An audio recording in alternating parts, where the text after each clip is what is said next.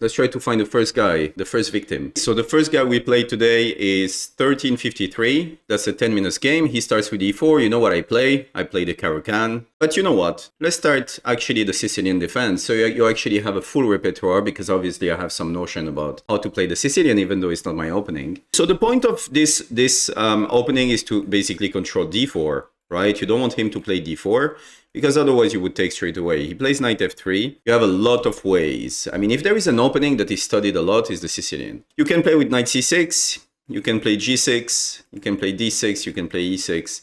Well, you can play pretty much everything you want, really. I mean, not this, but you see, you get my point. But basically, okay, we're gonna play with knight c6 here. And he decides to go for the Alapin variation, which is c3. He wants to play d4, and if I take, he takes with a pawn, and he would have actually a good center, right? That's the idea that he has. You can play d5 now. Why? Because if he takes and you take with the queen, if you have a queen on d5, he cannot actually win a tempo by playing knight c3. That's the first move that comes to mind. You can play with d6 if you want, so he doesn't push e5 for when you play knight f6. Let's play with d5. I'm obviously not a big specialist of this, but I'm here to show you actually the principles. He decides to push e5, so now we cannot play the knight on f6 anymore. But, I mean, we can already play a move like d4. I mean, that seems like an okay move. Also, this bishop, you want to put it on g4, so you actually have a pin on the queen. That makes sense. You could also play g6 and bishop g7 in this variation. Don't make the mistake to play e6 too early, otherwise this bishop doesn't have a life, right? It's going to be hard. I mean, maybe you're going to have to play this way. But okay, I just want to see what happens on d4, because I think you have to play d4. He had to play, maybe take on d5 and then d4. Because now what I'm trying to do is that if he takes with the pawn, I take with the pawn. I'm controlling this square, he cannot come with the knight. And also I'm threatening maybe something like d3. Okay, so that's the reason maybe why he puts the bishop out. And now I think I had in mind to play a move like this. And maybe I want to play a move like queen d5 to put pressure on f3. Okay, so he takes, he's telling me that I have basically two double pawn. Yeah, I do have two double pawns, but I think my position is fine, especially if I play a move like queen d5. What is he going to do here? Queen d5, I'm putting pressure on f3. The fact that he exchanged actually the bishop, the white square bishop, makes it hard for him to to defend actually the square on f3, right? So after this, I don't know. If he wants to play an endgame, I'm very fine with it. Because obviously, if queen take, I cannot take the pawn on e5 because queen takes c6, check, and he wins the rook. So you gotta be careful. So let's take. And just, I guess, a move like e6, and the situation is fine. If he takes, I take. Now, regarding the development here, I think just playing knight e7, knight f5 makes sense. I can also put it either here or here. Maybe it makes more sense. Let me think for a second. Maybe it makes more sense to put it on d5 and to target basically here and here. So have this kind of maneuvers. Yeah, knight d5 I think makes sense. I mean, putting your squares actually in the center makes more sense, usually in chess. And now, okay, we can play with bishop e7, castle, or do we have to really play castle? That's a good question. Because maybe we can have a move like f6, I'm thinking here. Okay, so now he's blundering a pawn, I guess, right? Knight take f4, and now we're actually attacking d3 and h3. He played well until now. I mean, not the best opening for white, obviously, giving the white bishop. I mean, bishop take knight was a mistake, I think. And now it's Pac-Man mode, so we're just gonna take everything. You see, he has a problem because this move with knight d2 was blocking this bishop, so he has a problem of development. Obviously, I mean, I don't see any point. Don't make the mistake to take a piece that never moved, the bishop on c1, right? There is no point. Your knight here is very strong. He's threatening something like rook d1 and then taking on d4. I think that's what he has in mind. So first thing that comes to mind is to play a move like c5 here. So when he plays this, I can just move, and this one is defended. I can also play something like bishop e7, but he has rook d1. Sorry, rook d1. I can also play something like rook d8. I just don't like bishop to push the pawn on c5 because one day maybe I want to put the bishop actually on b4. You never know. And now what we had in mind, okay, so now you see that actually is defended. Now can I play knight c2, rook b1, and there is not much happening, right? Maybe d3, and then knight d4. Yeah, that makes sense, right? Maybe I can play this. Now he's gonna play rook b1, I play d3. Okay, so now I play d3, and then I wanted to come back here with some threat check here, or check here. But it's totally clear that actually this pawn is really annoying for him. But I have to be extremely careful here because look at this. My pieces are still at home, so I need to make sure to develop my pieces in a good way. I would say the best score for the bishop is going to be here. He has a clear target on the king, and then just castle. That's the idea. He could play a move like knight e3 here. Okay, so he's trying to develop with tempo, attacking the rook, but maybe I have bishop e7, and this is perfectly fine. Yeah. And if he exchange against my bishop, I mean, that's fine. Even though maybe now I'm thinking this is not the best move because of this. So what happens on bishop take d6, bishop take d8, right? Let's see if there is some tactic here. Not really. Okay, so I could play king d7. Yeah, okay, so that was a mistake from me. So king d7, he goes knight take f7, so that's not good. So the only move seems to be king f8 to actually protect this pawn, but now he has this. Now I'm in big trouble, actually. That's very interesting. I think I'm in big trouble. If he takes on d3 here, maybe I play f6. And he cannot take, otherwise I take. I mean, a rook take. Right? f6. Okay, so he decided to take. Now he's going to take on d3. And now I had in mind to play something like f6. And if he takes, I take. And now this one is attacked. But he can also play a move like this, I'm thinking. But maybe I have knight e1 to come back on f3 and check. Yeah. Not sure what happened in this game. I was talking, and then suddenly this guy is like hammering me. Like, what happened? 1300. Amazing. Wow. Great game, my friend. Great game. So take. Yeah, I like this because, you know, it's I will come with the rook at some point. Check. And he has to be careful about this because now there is a pin. So taking on f6, I think, was a mistake. He has to be careful about this. Now if I play this, I'm threatening a fork, attacking both by playing knight f3, and I'm still threatening this. He can play rook e2. And if I play check, he play king g2. I go knight take h4 check. He goes on h3. I take here. And the endgame should be winning.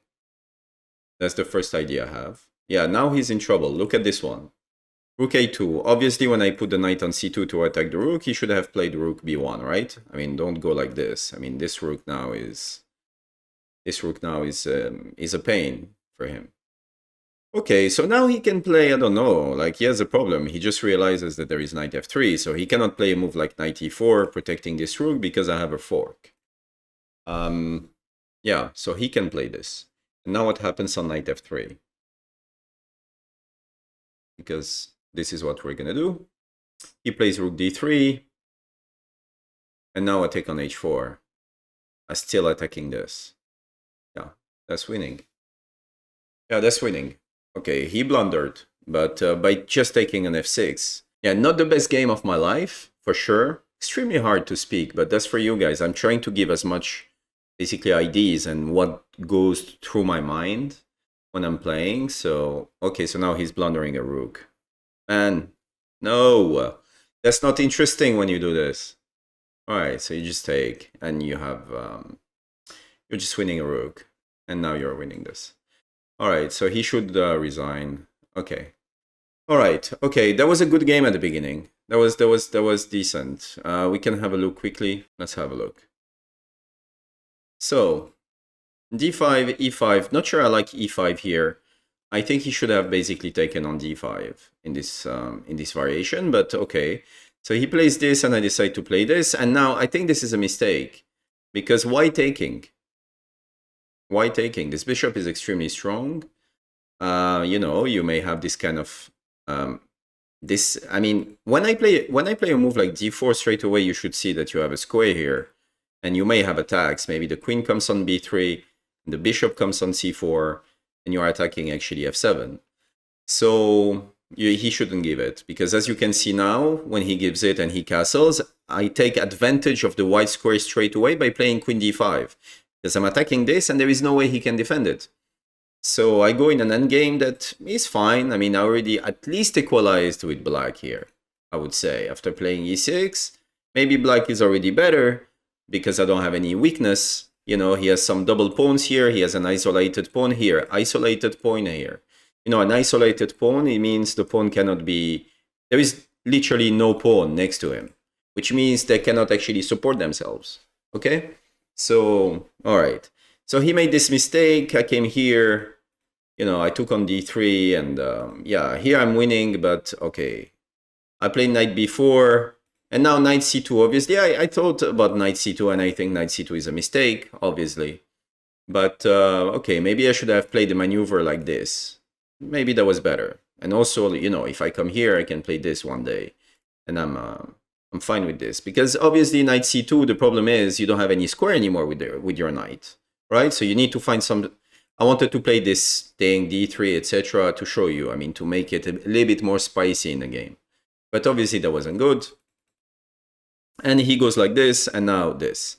So when he plays bishop g5, maybe actually the best move is to just play rook d4. I'm attacking this. I think that's the best way. Yeah. Yeah, the best move maybe was rook d4 here. Actually, now that I look at it. This was the mistake, bishop e7. Rook d4 was much better. And then you can come this way. Yeah, much better. All right, I do this, knight d6. I mean, I just missed knight d6 actually when he played it because I was speaking. And now when I play f6, he doesn't need to take. First of all, he has a move like f4, and he can support actually his pawn structure, which means when he plays f4, I take, he takes. And his knight here is extremely powerful when there is a pawn that is actually supporting it. So you have to be careful with your... From what I see, the biggest problem that I find in 1300, 1200 players is with pawns, understanding pawn structures. There is a book written by Nimzovich that is called My System. You should go and read this, and he explains super well the pawn structures. You should really go and have a look. Okay? So when he takes, so he's doing a lot of things. First of all, he doesn't have any more support for the knight on d6. The rook now is open on the king. That's enough. And he's bringing, I have basically now all these pawns in the center, and he has a rook that doesn't play. And he has a pin. This is what he should have seen. So all this together just loses the game. Okay? It goes pretty fast, but okay. Maybe he should have played another thing here, but I mean, rook d3, knight take h4, still, he's pinned. And maybe he can play rook h3, you know? I can take this one, he takes my knight. Yeah, but that's 2 pawns down in a rook endgame. So, I mean, that's a winning endgame for black. Okay, let's try to find someone else. Okay, so now we're playing a French guy who's 1624. He's playing d4. We're going to play knight f6. And we're going to see what he has in the bag for us. He wants to play the London system, apparently. What I do here, and what you should do, is playing basically a sort of Queen's Indian setup, which is this, d6, castle, and then at some point e5 or c5. And you play this against everything that white plays with d4, okay? With the queen's pawn. You can just play it against everything. So I'm here to actually save time for you guys, and I'm going to show you that this is what I'm going to do. First of all, I like having the d6 pawn, especially when there is a bishop, because now he's just fighting against concrete. I mean, that's a good structure to have against a bishop that is on f4. That's what I mean. I'm castling, and then I will make a decision on the center by playing e5, knight d7, etc., etc. I mean, knight d7. Maybe I will play c6, d5. Maybe I will have to put the bishop here. I don't know. Maybe I can push c5 as well, you know, in this thing. But it's clear that when you see someone playing this kind of openings, okay, he plays g4. Wow, I wasn't expecting this. Usually, when you have this kind of structure, black are attacking on the king side. But what does he want? That's the first question you should ask yourself. What is he attacking? What is his next move? What is his threat? What is his plan? This is the questions you should ask yourself.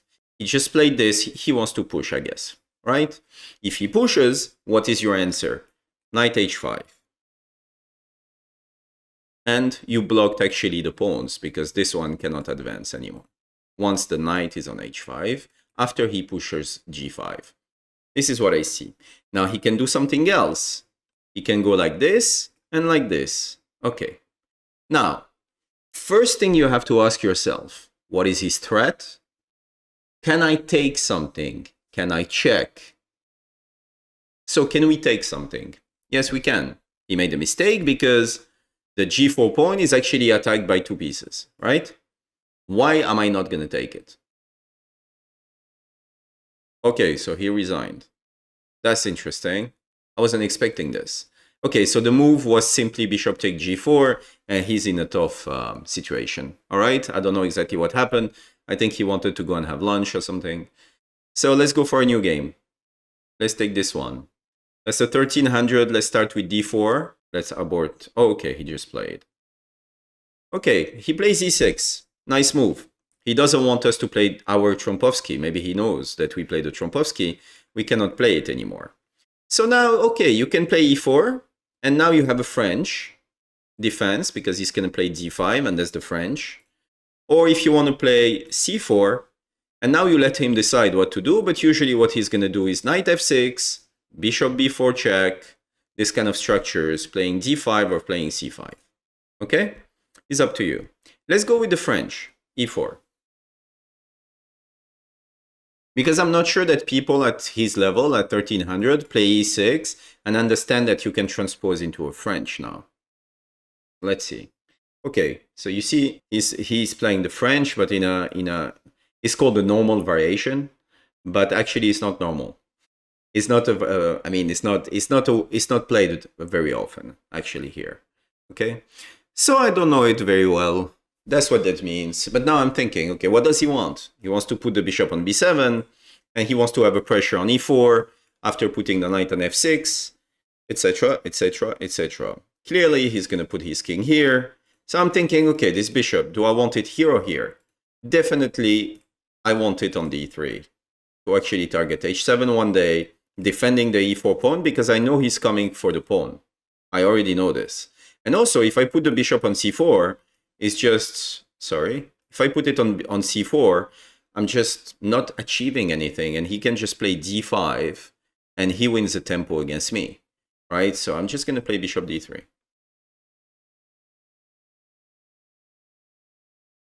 He goes like this, and now we can play knight f3, and we can decide to actually, you know what we can do here? I'm going to play knight f3, queen e2, then at some point bishop g5, knight c3, and maybe I go with long castle here. And then we're going to have fun by playing h4, g4, etc. So let's go. Let's play it. Knight f3, I guess he's going to play knight f6, attacking this, and we go queen e2 here. And my setup here is that I think he's going to play short castle. So I'm going to play long castle, and I'm going to push pawns. That's my idea. Apparently, he's lost in his game because, you know, the fact that we played e4, I have the feeling he doesn't know because of the time he is using, right? Now we go queen e2, defending e4. That was the point.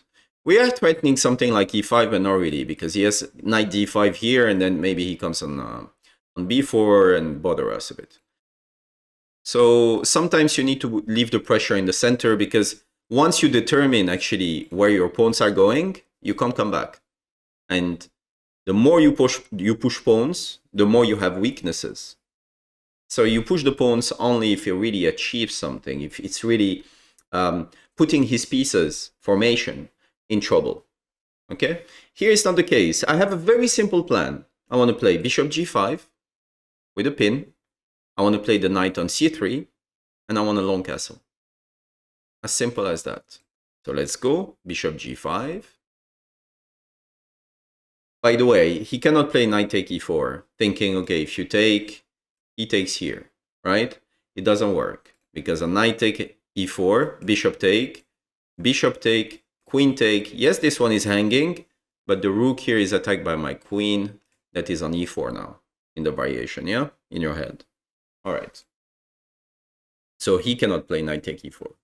Maybe he's calculating this, who knows? But that doesn't work. Because knight take e4, bishop take e4, he cannot play bishop take g5 because bishop take b7. And also, you know, if he's thinking maybe it's annoying. You know, I mean, most people, when you play this move, queen e2, they understand you're going to long castle, and they start to be a little bit worried about it. Should we exchange? Should we retreat? Good question, right? I actually think it's always like really annoying to actually give the bishop pair here.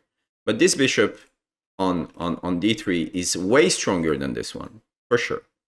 He has a clear target. This one really doesn't. When I take on f6 and he takes, what happens? Then I play e5 and he goes back. Or if I play this, can he play g5? And I go g3, and then he goes g4.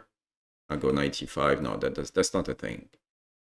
I think bishop h4 is fine. Let's leave a little bit the tension on the board. Let me give you an advice. Most people want simple things.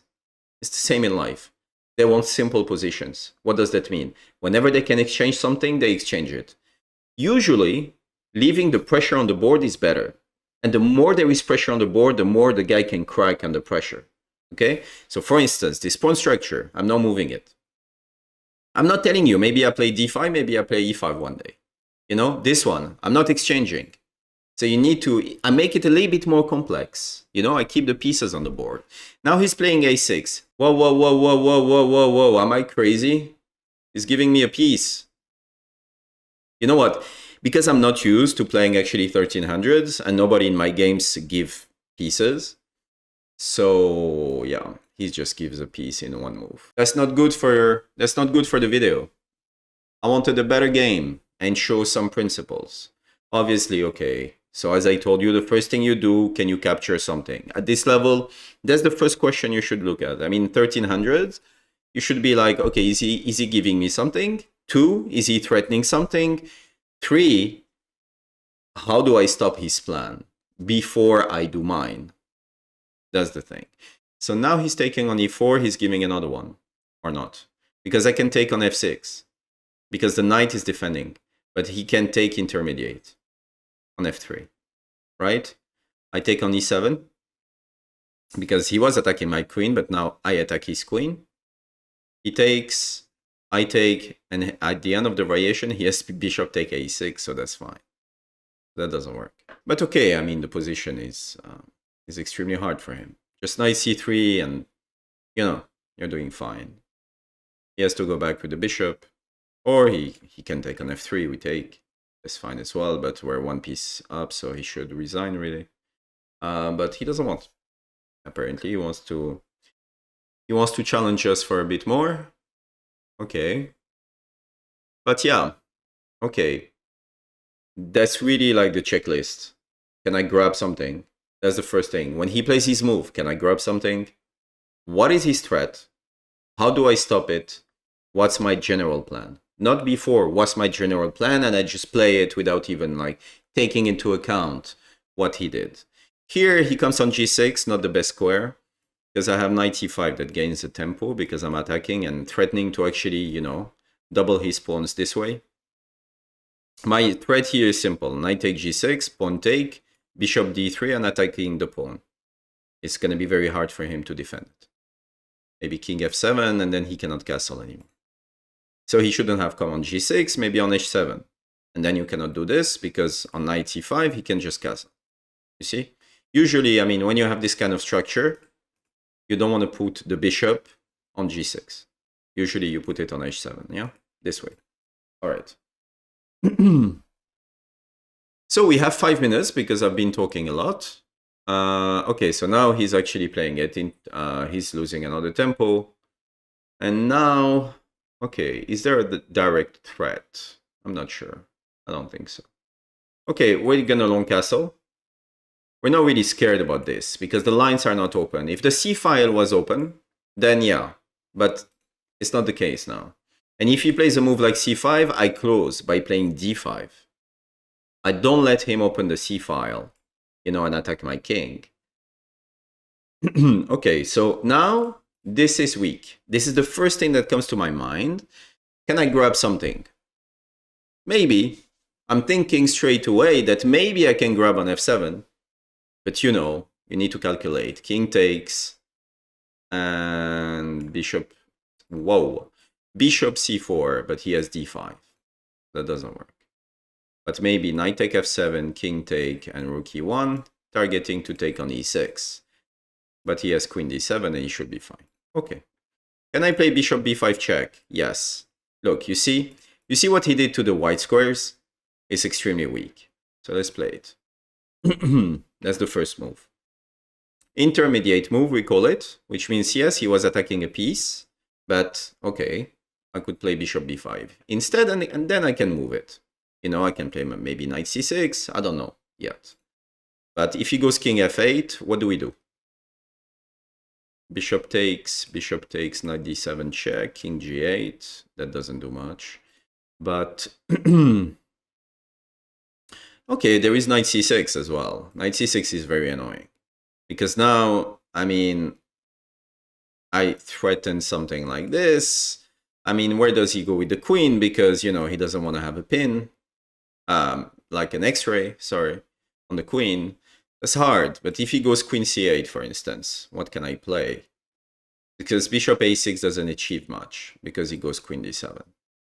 I don't think it achieved much, yeah. Maybe I can take, you know. And then if king takes, he's pinned. And I'm just going to play simple here. I'm just going to go like this, bringing my rooks, you know, etc., etc. I'm not sure I should take straight away, actually, here.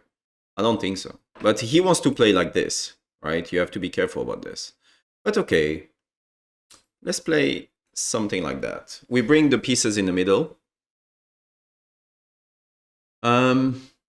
Okay. Here we can play here. Yeah. That's fine. I'm playing it here because I want to induce a move like d5.